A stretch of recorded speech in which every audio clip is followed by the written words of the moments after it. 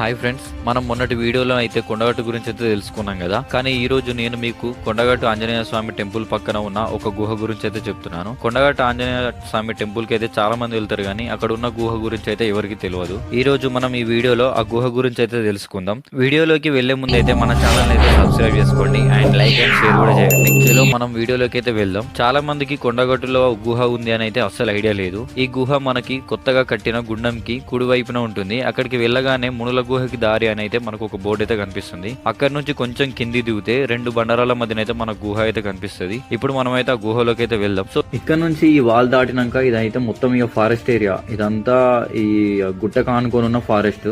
ఇప్పుడు ఇది మన కిందికి వెళ్తున్నాం కదా, ఇదైతే గుహకి వెళ్ళే రూట్ అన్నట్టు. సో కొంచెం కిందికి లోపలికి వెళ్ళాలి. ఇది రీసెంట్ గానే ఓపెన్ చేశారు కాబట్టి అక్కడ అంతకుముందు అంత చెత్త పడేయడం, లైక్ సీసాలు పగలు కొట్టడం అట్లాంటివి అంతా కొంచెం బాగాలేదు. సో అంత ఖరాబ్ చేసి ఉన్నారు. సో ఈ స్టెప్స్ అయితే మొన్న రీసెంట్ గా కట్టారంట. ఇప్పుడు ఇది కనిపిస్తుందిగా, సో ఈ ఫారెస్ట్ ఈ చెట్ల మధ్యలో ఉన్న ఆ గుహ లోపలికి వెళ్తాం. ఇప్పుడు మనకు అక్కడ కనిపిస్తుందిగా, అదే గుహ మనకైతే.